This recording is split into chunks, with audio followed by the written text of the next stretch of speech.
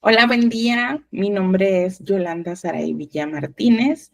Soy docente en la Universidad Autónoma de Baja California. Además, también soy estudiante del doctorado en estudios y proyectos socioeducativos que ofrece la misma universidad. Y en el marco del Encuentro Iberoamericano de Innovación, Investigación y Buenas Prácticas Educativas del año 2024, ofrezco aquí el tema de guía de especificaciones, un instrumento para potenciar el aprendizaje basado en proyectos y el aprendizaje colaborativo y cooperativo. Y muy bien, me gustaría comenzar mencionando algunos aspectos claves que analizaremos en esta ponencia, donde vamos a analizar estas conceptualizaciones de la BP, la CC, así como su aplicación en el contexto de la educación superior y ver cómo es que estas metodologías nos ofrecen beneficios significativos tanto a docentes como a estudiantes para fomentar el aprendizaje activo y comprometido y a su vez significativo, ¿no? Conectando los conocimientos teóricos con situaciones reales y relevantes. Esa es la intención. Y comienzo explicando qué es el ABP, quizá algunos ya estén relacionados con pues ahora sí que esta conceptualización. Aquí nos menciona que es una metodología de enseñanza centrada en la construcción activa del conocimiento. De hecho, está muy relacionada con las metodologías activas para el aprendizaje o para la enseñanza. Y este enfoque, como dice ahí, permite cosas muy positivas a nuestros estudiantes. Por ejemplo, involucrarse profundamente en el aprendizaje mediante la resolución de problemas reales y significativos, fomentando su motivación, su desarrollo de competencias prácticas. Además, dice que se da una interacción con el entorno, no solamente refuerza, dice ahí, los contenidos teóricos, sino también conecta el aprendizaje con el futuro profesional de los estudiantes, integrando la teoría y la práctica. Contextualizando, pues yo al ser docente de educación superior, estos conceptos los estoy relacionando directamente al cómo trabajar con estudiantes universitarios. Y aquí vemos algunas características del APP o del aprendizaje basado en proyectos. Tenemos una de las autoras más importantes, que es Fernández Cabezas, que nos habla que el ABP es una metodología activa que busca que estos estudiantes relacionen los contenidos académicos con la realidad en su futuro profesional. También vemos el rol del estudiante como protagonista de su propio aprendizaje, mientras que el docente es como esta guía, ¿no? Además, esta metodología dice aquí que nos fomenta la motivación, la colaboración en grupo, una aplicación práctica de conocimientos en los contextos directos. Y en el punto 3 vemos que este enfoque va muy alineado con el constructivismo, promueve mucho el aprender a aprender y esto es esencial para el crecimiento continuo. En el punto 4 vemos que también fomenta las competencias profesionales, como lo es la planificación, la comunicación, el trabajo en equipo, y también refuerza mucho la responsabilidad y la colaboración de nuestros estudiantes. Esta autora pues nos da estas características y repito, yo relaciono mucho con el cómo podemos enseñar en educación superior bajo esta metodología, acompañada de la siguiente, que es el aprendizaje colaborativo y cooperativo. En el caso del colaborativo, aquí pongo el autor de Villanueva que nos habla mucho de esta metodología de la enseñanza como un enfoque cualitativo, dice, en cuanto a lo colaborativo. ¿Qué quiere decir eso? Esto le da mucha más libertad a los estudiantes cuando hacen sus grupos, sus equipos y la dirección que toman sus tareas, el docente les da como que esta libertad, ¿no? Promueve mucho el aprendizaje contextual, el aprendizaje por descubrimiento y aquí dice que la intervención del docente es mínima, ¿ok? Es pequeña. Mientras que en el aprendizaje cooperativo, aquí vemos que se emplean métodos del tipo cuantitativos, se orientan al logro de los metas y dice que el docente ahí mantiene un rol central, ¿no? Siempre está planificando, siempre está guiando el aprendizaje y dice ahí que se enfoca en el conocimiento tradicional, es decir, que retengan conceptos, definiciones, metodologías para poder ahora sí que cumplir con una manera cooperativa. Yo hago la unión entre lo colaborativo y lo cooperativo, por eso es que le pongo así ACC. Algunos autores lo manejan solamente como aprendizaje colaborativo, otros solamente como AC, aprendizaje cooperativo. Y el porqué de esta unión es que algunas asignaturas se prestan, digámosle así, ¿no? Como a esta práctica donde se les puede dar esta libertad. Sin embargo, debemos de aceptar que hay algunas que son del tipo dogmático, ¿no? Estamos hablando de matemáticas o ciencias duras, en donde pues no podemos irnos mucho a esta libertad sin que apliquen la metodología de trabajo necesaria, ¿no? Entonces, es por eso que mi propuesta es relacionar ambos y el porqué de esto, bueno, por ejemplo, aquí tenemos autores como Nicolás Uriz Videgain, quien nos habla precisamente de que el cooperar es aprender, dice ahí, para aprender es realizar con otros una tarea que no se puede realizar de manera individual, y para ello dice que el profesor es un mediador que, dice, planifica la actividad, interviene según lo que observa, propone actividades, experiencias o tareas abiertas, también garantiza un trabajo individual previo al trabajo al grupo, quizá una investigación previa para que ya el estudiante vaya empapado y pueda realizar esta construcción de saberes.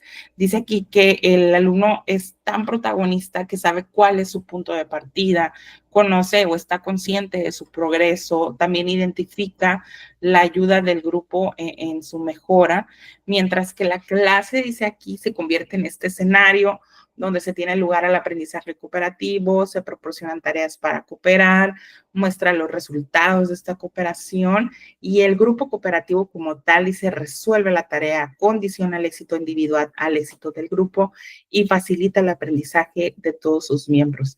Esto se escucha muy bien, se escucha genial.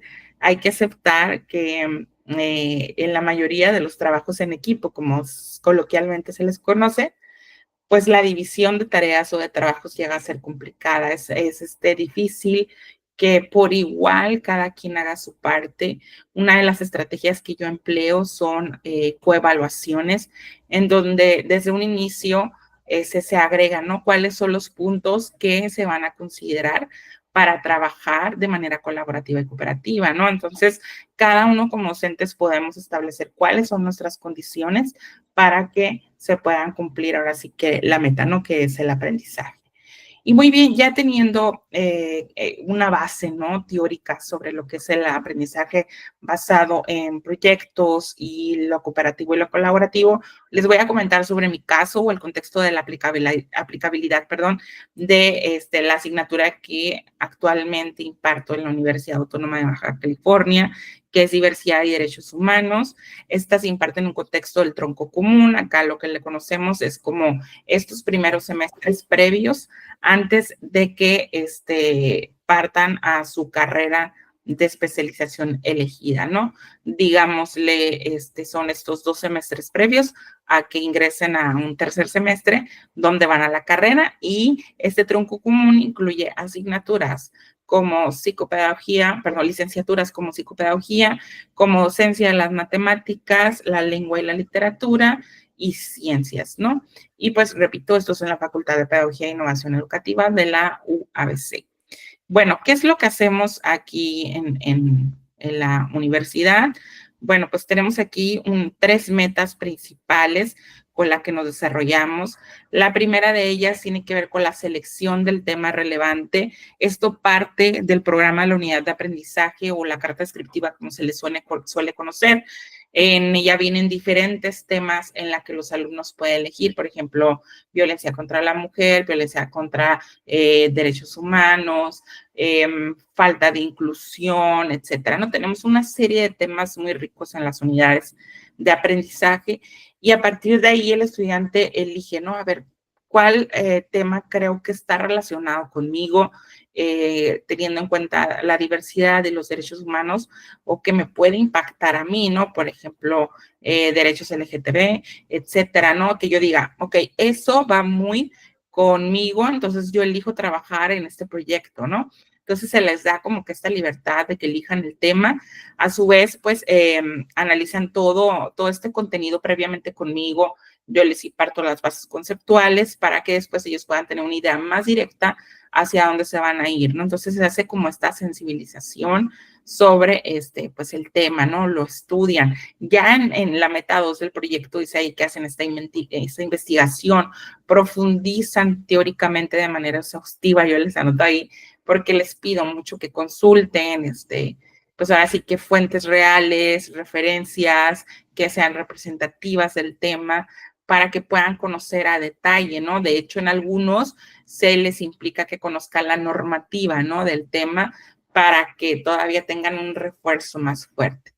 Ya después, parte de su investigación implica llevar a cabo entrevistas, aplicar cuestionarios, ya un protocolo de observación, de seguimiento de investigación, en donde los alumnos buscan a estas víctimas que han sido violentadas y buscan conocer su experiencia para a partir de ahí tener todavía más conciencia y poder duplicar o compartir a otros el cómo podemos ayudar o cómo podemos evitar que estas personas se violenten sus derechos.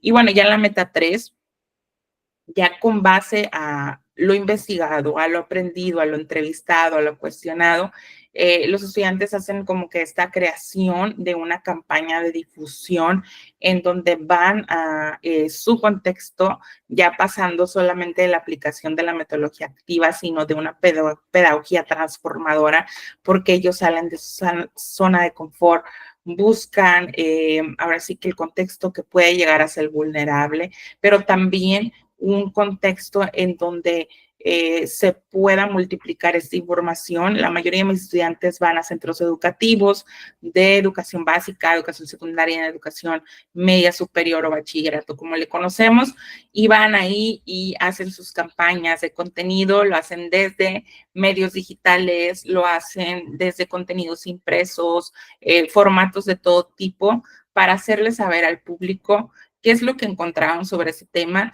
y además, pues ahora sí que compartirlo, ¿no? En algunos casos mis estudiantes les permiten entrar a aulas y van con sus infografías, ¿no? Dependiendo de lo que ellos hayan decidido realizar, sus folletos, sus trípticos sobre su investigación y les dicen, chicos, pues miren, tenemos que tener mucho cuidado con la violencia hacia la mujer. Fíjense que yo entrevisté a una persona que sufrió esto, sufrió la otra y cuáles son algunas de las situaciones que debemos de prevenir. Tú como adolescente, ¿en qué puedes ayudar? Tú como hijo, como hija, ¿cómo puedes promover en tu familia que estas actitudes no se den, etcétera, ¿no? Entonces, de verdad que esta tercera meta hace que el proyecto sea muy real y, repito, se da una pedagogía transformadora, ¿no? Porque va más allá de lo teórico, sino a su aplicabilidad. Y bueno, estas son algunas de las etapas del proyecto, lo podríamos como que dividir en estos 5 pasos. Actualmente ya les mencioné que son las 3 metas principales, pero se dan desde estos 5 momentos, seleccionan el tema, hacen esta investigación teórica, después realizan la entrevista para poder hacer este análisis contextual, lo compartimos en grupo, en equipo y a su vez conmigo, esto desde asesorías continuas en lo que ellos van y entrevistan, se tienen que sentar conmigo para decirme, profe, así va nuestro cuestionario, ¿qué le cambiaría? Yo, pues fíjense que esta pregunta podría ser así, o no sean tantas preguntas, que sean quizás 5, etcétera, ¿no? Ya hacemos el análisis de esas respuestas, hacemos los vaciados, hacemos las interpretaciones para finalmente pasar a esta campaña de sensibilización y difusión. La campaña tiene, pues ahora sí que un sentido muy lindo porque, repito, va más allá del aula, va más allá del enfoque de estar solamente compartiéndolo en grupo, sino que salimos y damos a conocer esta información. Y bueno, ¿qué recomiendo yo para poder aplicar el aprendizaje basado en proyectos con un énfasis en lo cooperativo y colaborativo? Es realizar una guía de especificaciones. Esta guía de especificaciones dice ahí que debe incluir un cronograma, se pueden agregar las etapas del proyecto, donde se asegure su cumplimiento con fechas claves, donde se permita conocer cuál ha sido el avance gradual. Como les digo, yo tengo conmigo una bitácora en donde las asesorías o el que cada que tanto se le da seguimiento a esa situación, me hace retener no solamente al estudiante en el aula, sino que cada que se vea conmigo lleve el cumplimiento de algo, porque este cronograma y esta guía de especificaciones se comparte desde el inicio de que inicia el curso o las unidades temáticas. Intento siempre hacer esto, que sea desde el inicio, comienzo de la clase, para que el alumno tenga una visión de cuál es la meta que vamos a lograr, ¿no? Gracias a lo que aprendemos, gracias a lo que vamos a poner en práctica, es qué vamos a hacer. Entonces, presentarles esta guía, a veces se las tengo que comentar unas 3 veces porque lo que mostré al inicio, pues todavía no lo situaban, porque todavía no tenían estas bases teóricas. Ya después de que tenemos las bases teóricas y se acercan las fechas, de nuevo, ¿no? Vuelvo a hacer el repaso de esta guía y donde viene, repito, este cronograma, obviamente todo es ajustable, ¿no? Ya saben que de repente que entran fechas o situaciones emergentes que pueden ahí causar movimiento en alguna de las etapas de la calendarización. Entonces, la flexibilidad que tenemos en esta guía, pues obviamente debe ser comunicada con los estudiantes. Mencionas, fíjense que ya ven que habíamos dicho que era esta fecha, no, pues ahora va a ser esta porque hubo semana cultural, porque se suspendieron clases por este motivo, etcétera, ¿no? Entonces, solo para que lo tomen en cuenta.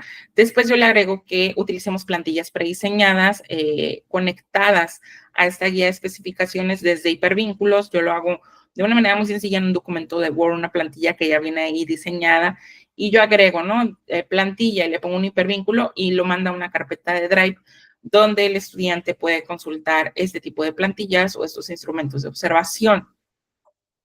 También agrego de la misma manera, como menciona en la etapa 3, la lista de cotejos o las rúbricas en donde ellos conozcan cómo se va a evaluar. ¿Cómo se va a evaluar? Ya bien que yo les había comentado ahorita, ¿no? Cómo cooperé, cómo colaboré con mi equipo. Va a haber ahí una coevaluación. Yo voy a coevaluar a mi compañero para ver cómo trabajamos juntos y mis compañeros me van a evaluar a mí. Ya lo hizo, también me voy a autoevaluar, ¿no? Entonces, esa es una de las que incluyo.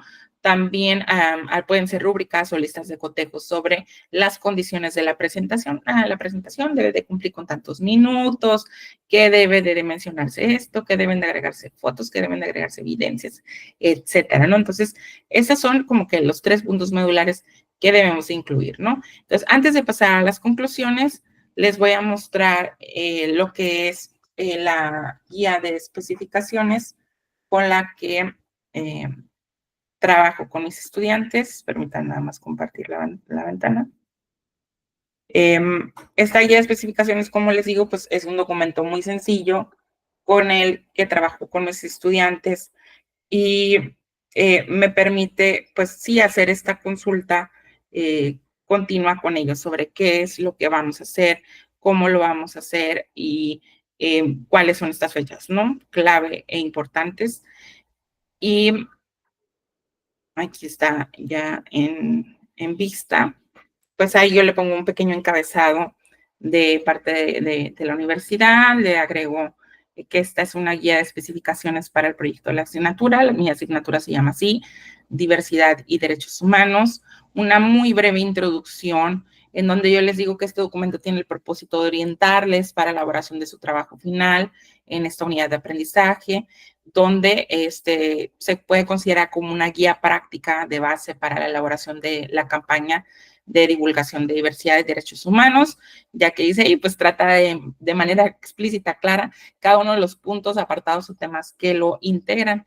Y después digo, ok, estas son mis principales actividades, si se fijan, son exactamente las mismas que mencionaba en el gráfico anterior, donde yo decía que iban a seleccionar un tema, iban a hacer una investigación teórica, iban a entrevistar a una persona que ha sido víctima de esta discriminación por diversidad o violación de derechos, y ya luego ahí les agrego, ¿no? Eso, vas a realizar un instrumento de entrevista bajo la asesoría de tu docente, va a haber un análisis contextual utilizando los instrumentos de observación, va a haber también después una campaña de sensibilización y finalmente la intención es hacer esta difusión digital y física o este contenido en el que se puede exhibir en un centro educativo con el objetivo de informar y sensibilizar a la comunidad sobre este tema, ¿no? Entonces, dice ahí, todos los aprendizajes obtenidos serán integrados a la presentación bajo la asesoría y acompañamiento del docente.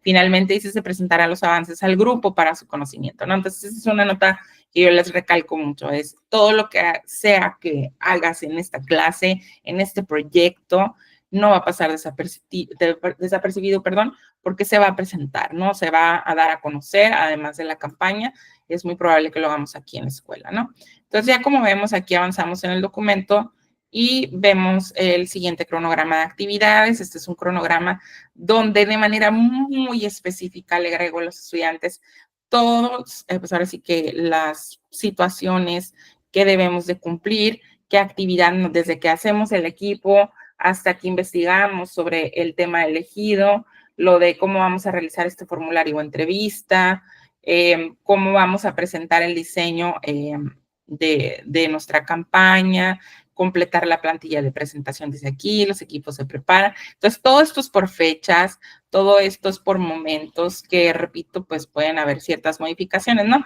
Yo sé que al igual que yo, ya andan viendo aquí que en marzo y en abril pues pasa la Semana Santa, esta semana de asueto donde no solemos trabajar, entonces debemos de considerar calendario, debemos de considerar todo para que previamente desde nuestra planeación estratégica, digámosla así, pues tengamos a consideración estos puntos, ¿no? Entonces, este sería el cronograma que presento.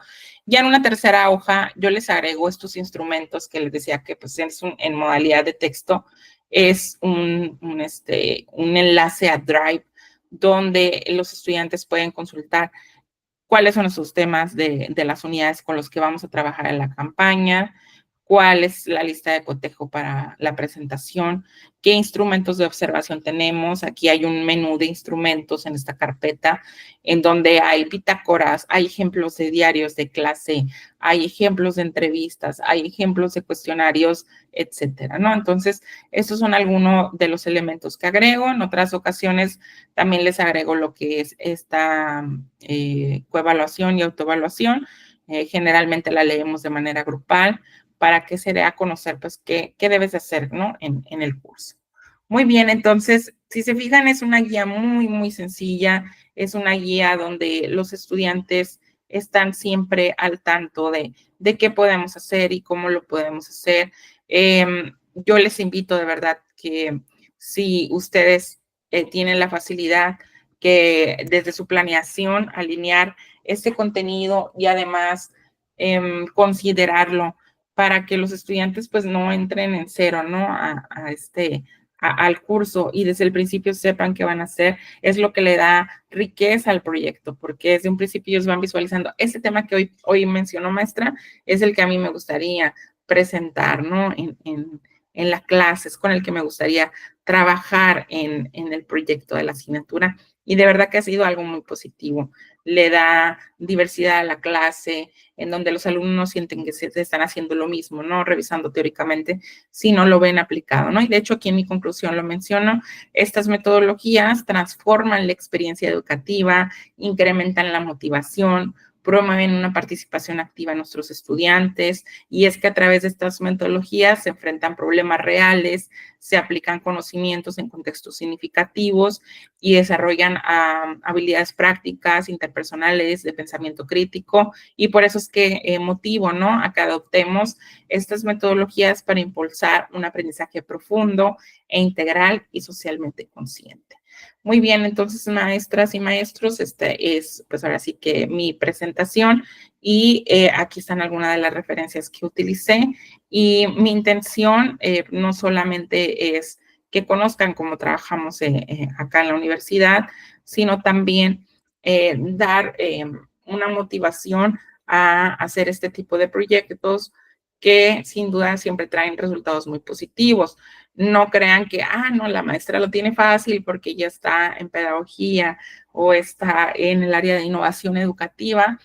Esto lo he llevado en cursos de educación continua, donde también tengo la dicha de participar, donde he trabajado con personas que no están relacionadas a la docencia. Entonces, en cursos, talleres, donde a veces uno piensa que nada más se va a ir a sentar y escuchar, agregarles un proyecto colaborativo y cooperativo ha sido algo muy exitoso porque ya el aprendizaje o la andragogía, el de trabajar con adultos, viene a ser ahora sí que más efectiva, ¿no? Ya no entramos en estas problemáticas de mi compañero no hizo nada, mi compañero no aportó, al contrario, ¿no? Se da, pues ahora sí, un coworking necesario, un coworking en el que cada quien aporta, cada quien hace algo. Entonces, es una recomendación que yo realizo, que yo veo muy benéfica y que repito, sin importar el tipo de asignatura, implementar los proyectos. Es más, si no sabemos cómo hacerlo, le podemos dar los datos sobre qué es lo que queremos lograr en nuestra asignatura, la inteligencia artificial,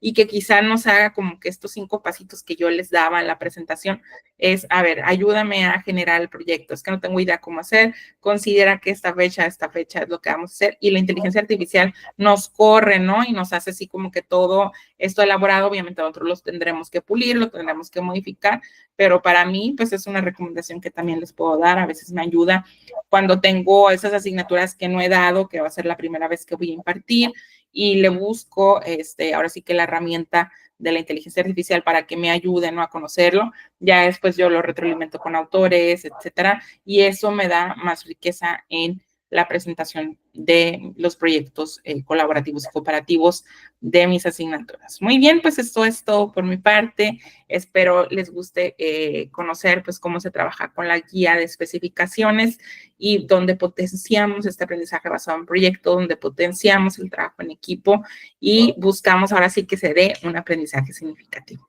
Muchas gracias por su atención y fue un gusto colaborar con ustedes. Saludos desde Mexicali. Que estén muy bien y éxito.